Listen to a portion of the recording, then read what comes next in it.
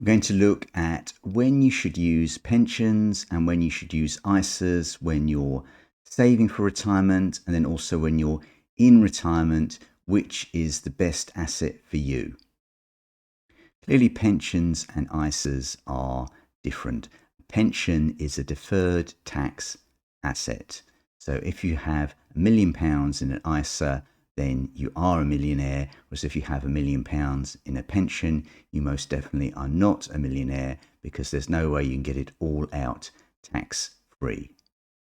For workplace defined contribution pensions, there is employer match. And what happens initially is that if you put in 5% into a pension, an employer will put in 3%. And then sometimes if you put in more money, then an employer will match it, maybe 1-for-1, or maybe on a different ratio to that. So what you need to do is you need to understand the terms of your workplace pension and try and maximize this employer match, because it literally is free cash that will end up in your pension pot, and you certainly don't get that with an ISA. So if you're saving for your first property or some sort of goal while you're working, then you're definitely going to need to put money into an ISA, because clearly you can't access your pension until you're 55 or 57 or whenever the government tells you. So most definitely during your lifetime, you're going to need an ISA to save up for some of the major things in your life. There are two ways to make additional contributions into a pension. The first one is called salary sacrifice, where you inform your employer you want to make the extra contributions, and they just go straight into your pension. HMRC never sees a penny of your money, so the contributions don't have any income tax on them, and they also don't have any national insurance. And then also these contributions are automated, so it really is the best way to save. You never see the money, it just goes into your future pension pot. The other way to save is additional voluntary contributions. This is where you make a payment into your personal pension from your, say, like current account. The government will automatically credit back 20% income tax, but no national insurance. And then if you're a 40% tax rate payer, then when you fill in your tax return, you will probably get a rebate, but this rebate won't go into your pension. It will go into your current account. So hopefully you can see that setting up a salary sacrifice really is the best way to save for your future. So now let's look at an example of someone who is a 20% income taxpayer while they're working, and they're also anticipating being a 20% income taxpayer in retirement. Are they better off saving in a personal pension or in an ISA? Let's have a look at some of the amounts of money you can get in retirement if you're only paying 20% income tax. So first of all, if you use UFPLS, take 25% of each withdrawal tax-free, then initially you're going to withdraw £67,027. You're going to get £16,757 tax-free.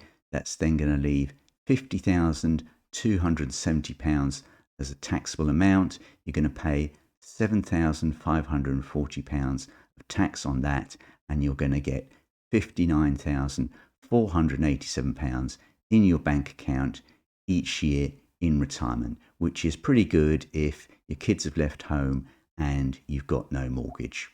So if you get the state pension, then the maximum amount of after-tax cash actually declines, because 25% of the state pension won't be tax-free. So you actually take less money from your personal pension.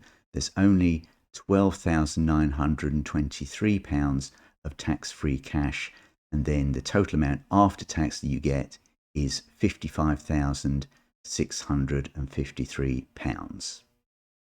The maximum tax-free cash you can take from a pension is £268,275, and that amount is currently not indexed, and it might never increase in the next maybe 20 years. So the truth is that we really don't know. Once that tax-free cash is gone, then you're back to just the standard £50,270 of maximum income at the 20% income tax threshold. So you can get £42,730 after tax, which is quite a decline from the heady tax-free cash years. And that's why you need to have these phases of retirement where in later life you're ideally spending less money. So if you're likely to be a 20% taxpayer in retirement, then a pension is probably the best investment vehicle for you because you've got the benefits of the tax-free cash and you can save the national insurance as well when you make your contributions. If you're a 40% income taxpayer while you're working and likely to be a 20% income taxpayer in retirement, then the numbers are even better for you. If you're going to pay 40% tax both in retirement and while you're working, then you have a slight kicker from salary sacrifice in that you're going to be saving about 2% national insurance if you put money into a pension rather than an ISA. So the scenario where pensions aren't maybe so good is if you're a 20% income taxpayer while you're working and then potentially a 40% taxpayer when you're retired. And this might happen if you save over quite a long period of time. So if you work for like 40 years and save very hard, then you might find you get a large pension pot. Or maybe you've decided to work part-time in your 50s and you're still adding to your pension. And in this case, you might need to be careful about where you're actually saving your money because the pension might not be the best choice for you. And what you can do is run numbers through a retirement calculator, and that should show you your tax balances and your wealth over time and whether or not you're better off with an ISA or a pension. So if you want to retire before you can access your personal pension, you're going to need to build what is called an ISA bridge to take you from your retirement date until you can access the pension. And it's important not to wait until the last minute to start building this bridge because you could need quite a lot of money in it, and potentially if the money is a bit tight in this ISA bridge, then you're going to be worried about having a shortfall of cash when you're like 54 or something, rather than be getting around the world and actually enjoying life. So if you do want to do this sort of thing, you need a proper plan. So the minimum requirement you would want in a personal pension would be your personal allowance multiplied by the number of years before your state pension kicks in, because the state pension will most likely utilise your personal allowance, times that by 1 1/3. So at the moment it's going to be £16,760 for each year before the state pension kicks in. If you've got that amount of money, you're utilising your personal allowance, and you need to make sure that your partner also has this amount in their pension, irrespective of their work history, and then they're also optimizing their taxes. Tax-free cash, whether it's in an ISA or the 25% part of your pension, is a major strategic asset when you're in retirement because it enables you to fund large purchases without becoming a 40% income taxpayer. So you might want to always have some of this sort of money held back just in case you have some kind of emergency or some kind of desire in later life to buy something nice for yourself.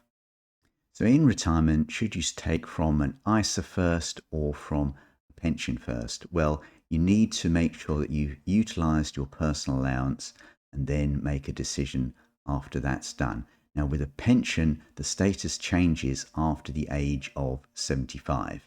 If you're younger than 75 when you die, then the whole of your pension is inherited income tax free. So that's a really useful thing to keep in mind, and maybe suggest that you shouldn't run down your pension too much before the age of 75. After the age of 75, all of your pension is subject to income tax, even any part that was originally tax free. So that's a bit of a pain. and suggests that you should run down your tax-free cash before the age of 75. And then also the pension is now subject to inheritance tax, as is the ISA. So this suggests that you should use flexible access drawdown in retirement and take your tax-free cash in phases, but before the age of 75, rather than using UF Plus and taking the tax-free cash as 25% of each withdrawal. And it also suggests you should prioritize tax-free cash from a pension which is ultimately capped before withdrawing from an ISA. So the ISA inheritance rules are that your spouse can inherit your ISA as an ISA, so it just gets transferred across in SPECI, providing they have an account with the same provider that you had for your ISA, which is maybe a little bit odd, but your children can only inherit the ISA as cash into their bank account. So that's not so good if you've got a large amount of money in an ISA. Whereas for a pension, your children can potentially inherit that as a pension, and they can still retain all of the tax-free advantages around capital gains tax, dividends and interest tax, provided that the pension provider does allow it. And most independent pension providers, such as Hargreaves Lansdown, Interactive Investor, AJ Bell, they will allow it, but some workplace pension providers don't allow it. So you might consider moving from a workplace pension in later life. It's important to consider gifting rules. Now, without getting into too much detail, you can gift excess income free of inheritance tax. And so that's a potential way to avoid inheritance tax on pensions, because pensions are a source of income, whereas an ISA is defined by HMRC as like wealth and capital. So you can't actually gift from an ISA and avoid the inheritance tax unless you do it 7 years prior to your death. One strategy you might want to employ is to buy an annuity when you're 75 with money that is in your pension, or the taxable part of your pension. And then you're converting taxable wealth into a taxable income stream that is removed when you die potentially, and so you can avoid inheritance tax that way, and you can de-risk living to 110 and being worried about running out of money. Now, if you buy an annuity from an ISA, you're taking tax-free cash and then converting that into a taxable income stream. So it's really not a very good idea, and that's another reason to potentially have money in a pension in later life. So if you're a big die with zero fan, or maybe die with £325,000 fan, then you need to consider whether you want that money held in an ISA, which will mean that you've got the 325 net, or whether you want it held in a pension, in which case when you come to spend the money, you've got a tax liability on it. So it's not actually worth quite as much as you thought it was. So we've covered a lot of things in this video. Let me know if you have any comments, any observations. For me, the main thing is to have a decent plan so that you know where you stand and you've got a lot more confidence about your money in retirement. And if you're interested in exploring that further, then you can go to my website, or you can watch this upcoming video.